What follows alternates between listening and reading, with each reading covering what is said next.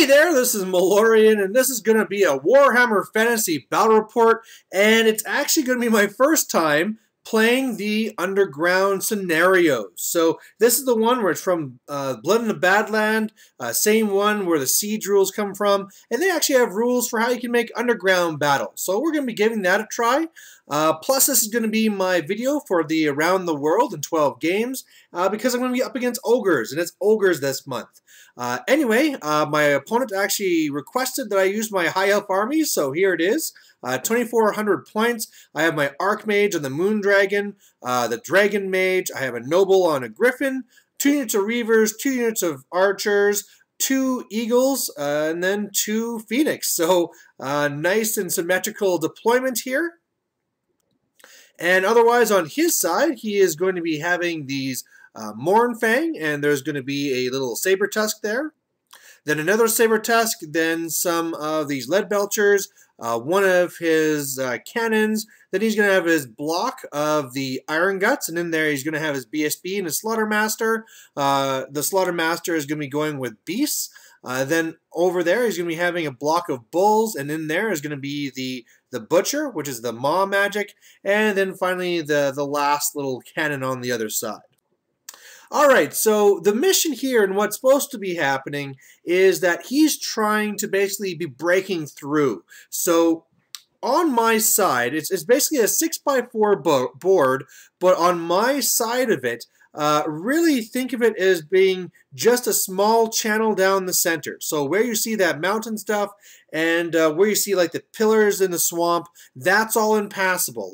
There's really just a 2-foot by 2-foot zone down the center that you need to get through. And really, it's really simple. If he gets 3 units off my board edge, he wins. If he doesn't, I win. So really straightforward. The other thing that happens here, for those who don't know underground battles, first of all monsters and monster cav and anything that fly treats everything as dangerous terrain if they do anything but just regular move. As well, all shooting past 6 inches is counted as long range, and there's a maximum range for shooting and magic for 24 inches. As well, you have these random little trolls and cave squigs. So we got 1 troll and 6 cave squigs that randomly hop around and get in the way and fight stuff. So that's gonna, at first I really thought that's gonna help me because it's getting in his way, but also it's gonna give him a spot where he can actually charge them and kind of get past. So that's actually going to be kind of against me. However, the other thing that happens is that I'm supposed to roll a dice, and if I get a 6, I get to go first, and if it's a 1 to 5, then he gets to go first, and the dice goes my way. So that's really going to be nice. So really on my turn, what I'm doing is not too much. I mean, the range of 24 really means that a lot of my stuff has to get close if it needs to do anything. So the fast cav go, and sorry, cavalry also do the dangerous terrain. So they go and they actually do their runs. And so one of the top Reavers is going to die. But really all I get done this turn is with a fireball, I'm able to kill 1 of the Saber Tusks. And that's really it. On his turn, he's going to be able to shoot off 1 of his iron blasters at my general here, and is going to be able to kill the dragon. Roll the 1 for wounding the mage, and then of course roll the 6 for wounds on the dragon. So down it goes. But the big thing I was kicking myself for here, I was just wondering, why the hell did I even move up with all these monsters? You know, with him having a maximum range of 24, why didn't I just stay back for a turn? But I was dumb, and at least I didn't lose my level 4 over it.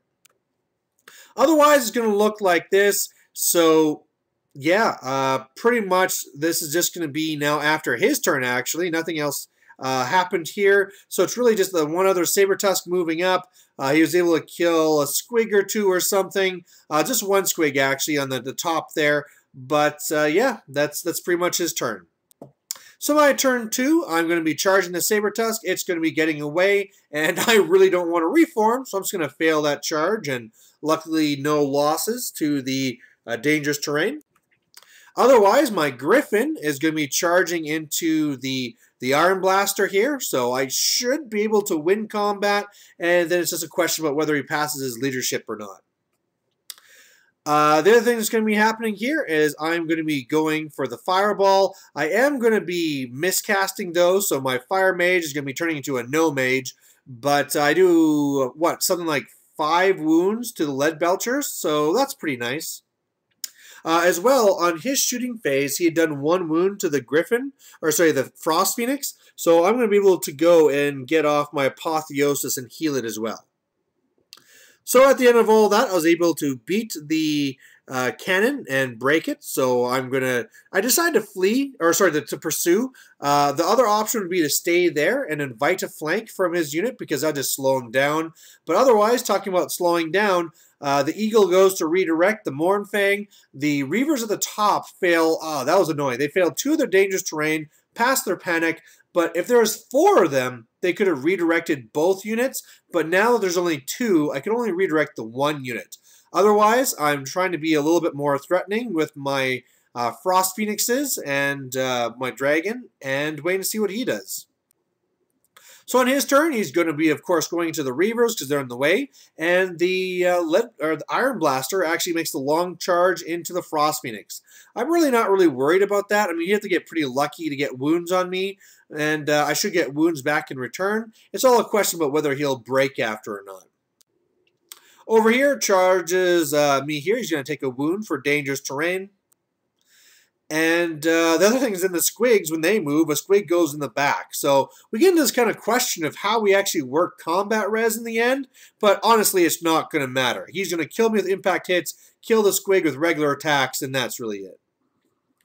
And when he beats me, he actually panics the Reavers, and they go off the board. So that was just bad positioning on my part. They should not have been within 6 inches of the combat. So just kind of a derp on my part. Otherwise, it looks like this. Yeah, not too much going on here. He fails at the top, and I'm able to run him. Well, not quite run him down, but I pursue him. And now I'm going to be in the flank of the Ogres. So that's going to be really bad for him. And yeah, it's going to be a pretty nice turn for me. So my turn, I'm going to charge my Frost Phoenix into these Mournfang.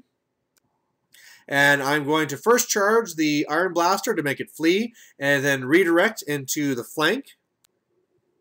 And after that's all done, really my shooting is wanting to go into the Lead Belchers, but a squig jumped into them, so they were in combat, so no shooting, no magic. Did a few wounds to the Iron Guts, there you go.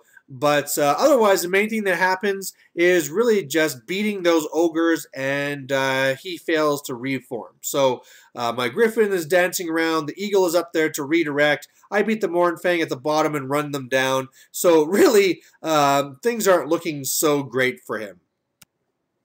On his turn, of course, he's going into the Eagle.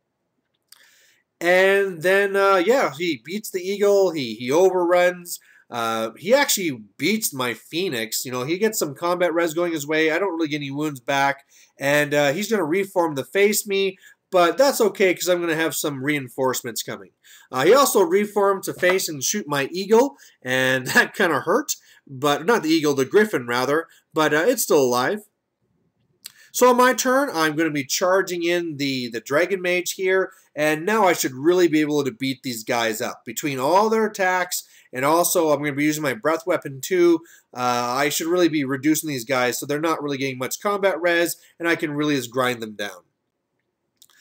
He decides to join in here with a little squig as well, but this just means it's going to be a Thunderstomp for me. And after that's all done, it really looks like this. So the one Frost Phoenix, what went after that guy? Sorry, the Dragon, before it charged into the Ogres at the top, had charged into the flank of the Lead Belchers. So the Lead Belchers decided to flee because that'd just be suicide if they held. So that's where I redirected up to that combat. In that combat there, you can see that I did pretty good. The little stupid squig actually did a wound to my mage, but otherwise really beat up on those Ogres, and they're steadfast. The Griffin, because he's nice and beaten up, I decided just to fly and do some redirecting. Because again, it's not so much about points here. I'm just looking at the scenario. And the Phoenix, it's just threatening everything. So on his turn, he's going to come into the Phoenix, and I'll probably just die to impact hits. And yeah, look at the difference of this picture. First of all, for the impact hits, he gets like the super bull charge. So after that, I'm not even alive. The charge and smash just destroys me. And then what happens at the top is he gets some magic off. Magic has been pretty tame so far, but this time he's able to get off wild form, plus he's able to get off the +3 toughness onto his character there. And that's pretty good because the character comes over to deal with my mage dragon, so I get no wounds there. I get 2 wounds through with the Frost Phoenix, but then he does the parry on both of them, so I get no wounds.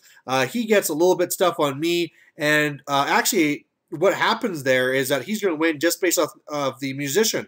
Yeah, that's it. There was no wounds anywhere. I have a flank, he has a banner, but he has a musician, and I failed both. So he chases the fire dragon, catches it, overruns into the little squig there, and then otherwise my Frost Phoenix goes off the board, the Griffin's dead, and yeah, this was a big swing. So really, again, I don't really care. I mean, this really kind of hurts, but again, the whole idea of him getting 3 units off the board just isn't going to happen.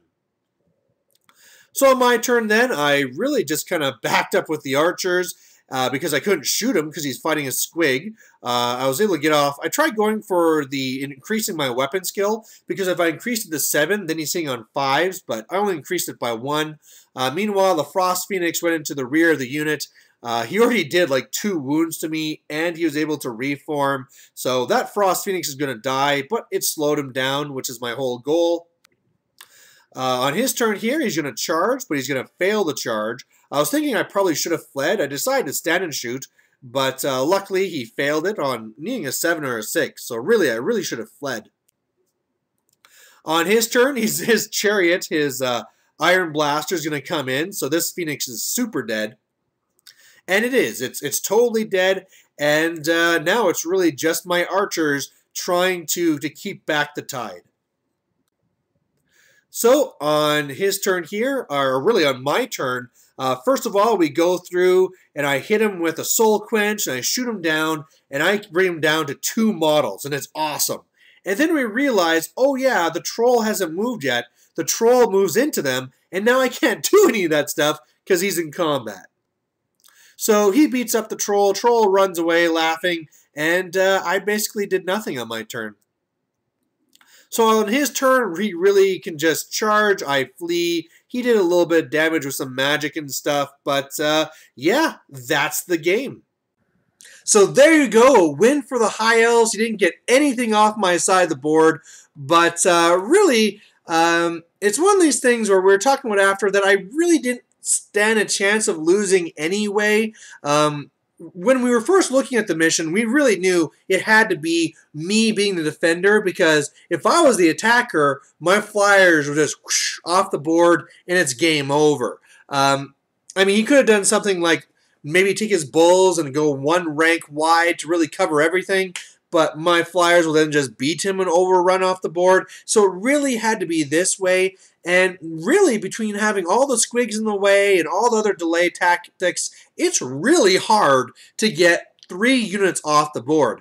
The other thing to remember, too, about this scenario is it's supposed to be Skaven trying to get past the dwarves. And if it is the dwarves, they're actually supposed to be stubborn as well. And so, wow, I mean, this is a really hard one to win as the attacker unless you have the right build for it.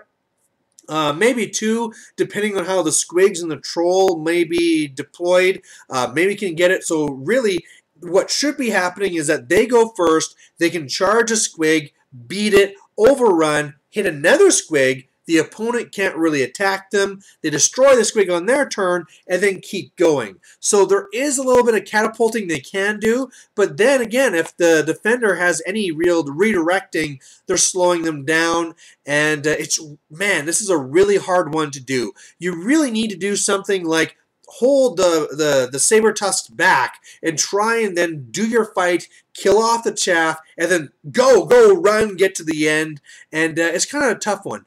There are other missions. There's 6 different missions. Plus, you can always make up your own or just apply the rules to other stuff.